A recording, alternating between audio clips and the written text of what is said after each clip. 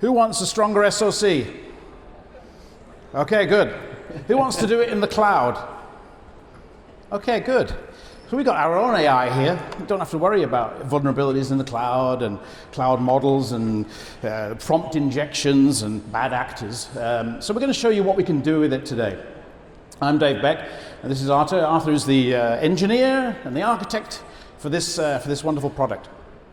Okay, why do you need to do this? Well, you've heard it all this morning, right? AI-powered attacks need AI-powered defense, right? And it's really the rise of multi-vector attacks, large cloud attack surfaces, and the phishing emails don't look like prints from Nigeria anymore, right? So, I think it's all about speed. How can you detect faster and how can you respond faster? And that's what we're going to show you today. The problem is that inside your SOC, you're collecting logs, you're collecting sensitive data. You're collecting IP addresses and message bodies and network traffic, right?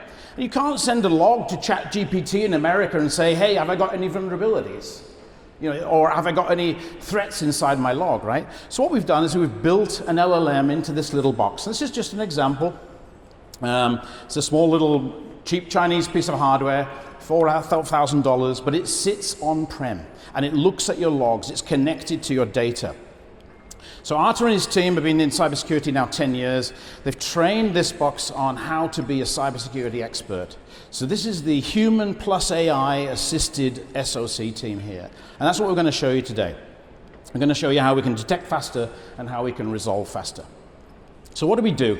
We actually sell this Energy Log. Energy Log Server Energy is the name of his company.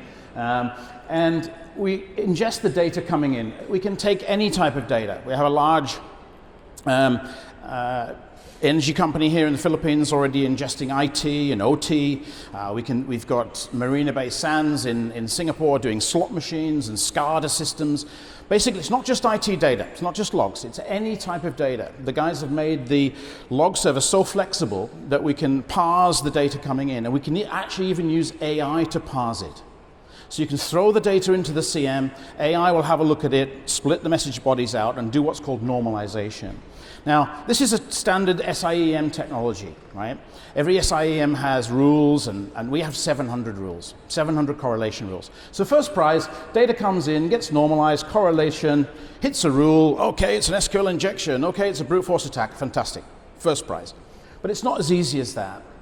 And so AI is sitting there in the background as the next step, and it's looking at user behaviors, it's looking at network traffic, it's looking at abnormal people from different places. I'm going to show you some examples of this. And then it can help the team to understand whether it's a false positive or not. And if it's not, it passes it to the automation. The automation fixes the problem, blocks the port or isolates the endpoint or does the action, right? So SOAR does the action. And really the humans are at the bottom here. They're the ones that are refining the posture, they're doing the reporting, they're looking at new threat intelligence, and they're feeding the model new information. And so that's the sort of process. So what we're going to show you today is how that works. So this model is just really a small, piece of hardware. It's equipped with the model. Yeah, it's a fun little PC. Go and grab your children's gaming computer. Okay, yep. That's how much we need. We don't need a massive model. It's 20 billion parameters. It was used the OpenAI GPT model. We built it on a llama. It only does one job, and it does it very well. Okay, so give us a piece of hardware and we'll run it for you on your hardware. But the point is it's yours, it's on cybersecurity, it's connected to your logs. So this is what it does. First thing it does is we can actually, Artur and his team have generated like 18 different models where you can pre-train it to look for things. So here's an example here. Suspicious network traffic via geographic analysis. It's looking at the network stream. So it's looking at all of your packets on the network, and it's checking out where they're all from. And this is from our system in Europe, right? And it's creating a dictionary of words. And it says, oh, here's a new word, never seen that one before. And it alerts on rare words and rare numbers, right? So an example, the most number of occurrences here, the largest anomaly score is St. Kitts and Nevis. Who knows where that is? No idea. Anybody been there? St. Kitts and It's a place in the Caribbean. We don't operate there. So it shouldn't be in our network, right? We're a European company, so that's an anomaly, and we need to look at that. And then this is an SQL injection. Do you know it's SQL injection? I don't, I can't read that, but AI can read that, right? Now, a lot of you would argue, okay, this is machine learning, blah, blah, blah. So I want to show you really what the AI can do to assist the human, because it's humans plus AI that are going to be able to drive faster resolutions in the SOC, right? So this is a standard dashboard that we get out of the product. It's got the rules. Remember we talked about those 700 rules? So here's the rules that are medium severity, here are the rules that are high severity, and here's the highest one. Executable file dropped in a folder commonly used by malware. So I'm a junior SOC engineer. I don't know what that means. What file? Is it malicious? Whose folder? What desktop? How can we find out more information? So walk us through the scenario here. Once we introduce our assistant, we started to query, to prompt it, to get a much better understanding what is really the log about. To be honest, I was working in the data center for many years, but once this is in place, I just ask for clarification from the model, because it's much more easier to understand. I can ask for explanation, I can ask for double check to check the threat, and also to understand the priority, because maybe it's the first time I see the log. So what is the priority? I'm giving the whole explanation, the ways. I can ask more prompts. Because the device is yours, we don't count tokens. You can throw the prompts how often you wish. So imagine a complex prompt like writing a playbook. Then you get detailed actions for every item. Isolate the file, run the protection, run the backup, recovery. Step-by-step instruction for your SOC team. And it is not pre-recorded, it is generated on the fly.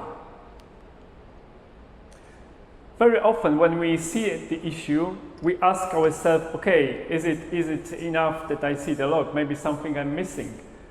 Ask AI to give me more examples based on the one that I just discovered. So similarity will help us understand to get the full picture, what could else happen to your environment.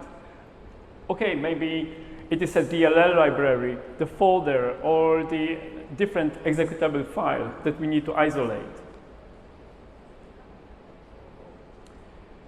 I can even get a full definition of a rule to run to detect it in the future. That writing rule could be fully automated.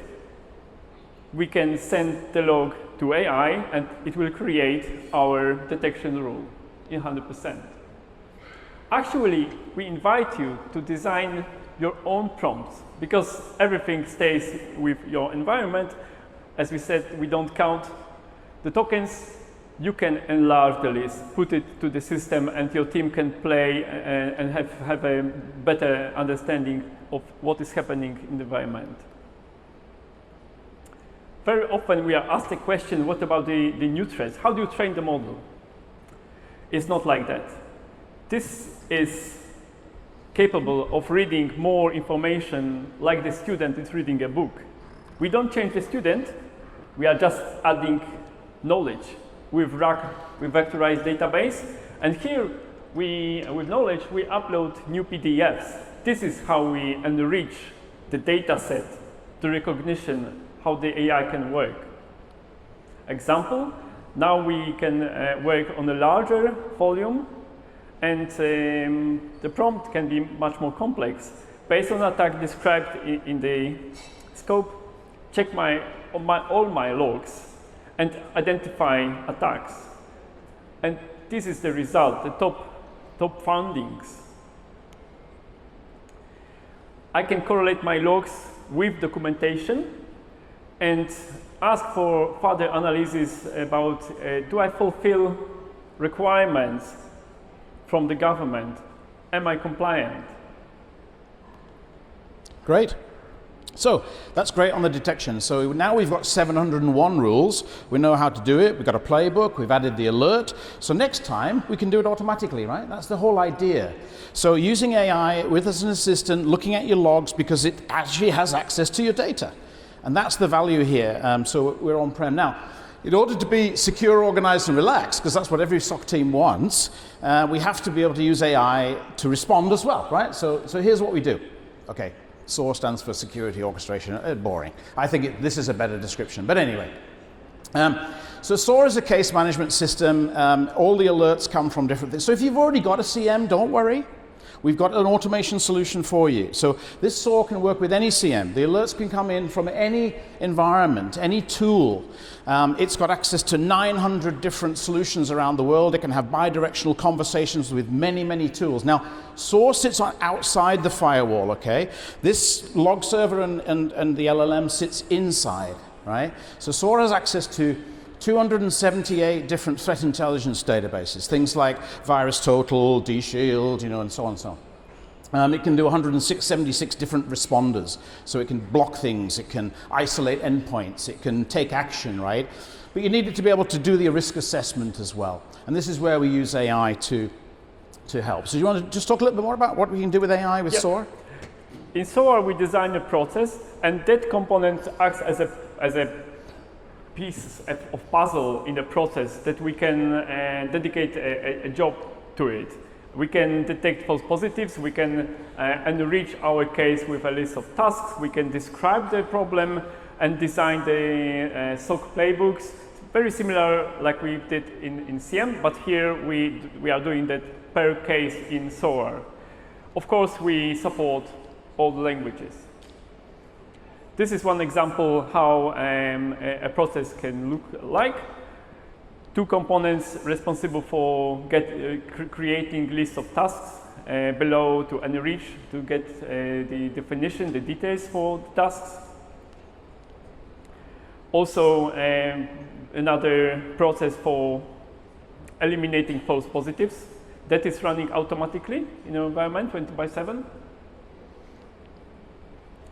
Tasks are created, and this is the place where we think that the future starts, because that console will substitute all the buttons, all the fancy stuff in the application, because here is a chat window for your cases. Hey, agent, show me the highest severity problem. Do this, do that. That will be a console in SOAR for operator to manage the full security picture. Yeah. So we've got so really all of our tools really are turning into AI conversational interfaces. So here we're asking SOAR to write playbooks, before we're asking CM to detect. We've even taken this a step further, and we've even can upload documents, secure documents. If you want to see our new document search capability, it's a bit like Notebook LLM for Google, but it's an internal one on-prem. So you can load all your compliance documents, all of your things, and you can start asking questions about how to compare and how to write reports on your own documents as well. So it's really about keeping everything on-prem, keeping the data sovereign, and all that sort of stuff. So in good Filipino style, I know we're ahead of lunch here, and we're just before, you're all very hungry, but I want you to help me sing this song with one last time, okay? The first verse is, humans make the final call. Are you ready? All right? Okay. Make the final call. AI helps us see it all. Faster insight, less overload. A stronger SOC in control. That was only me singing there. Oh my God, you obviously don't want a stronger SOC. All right, stronger SOC means on-premise. Keep your data safe, guys. Have a great lunch. Thank you.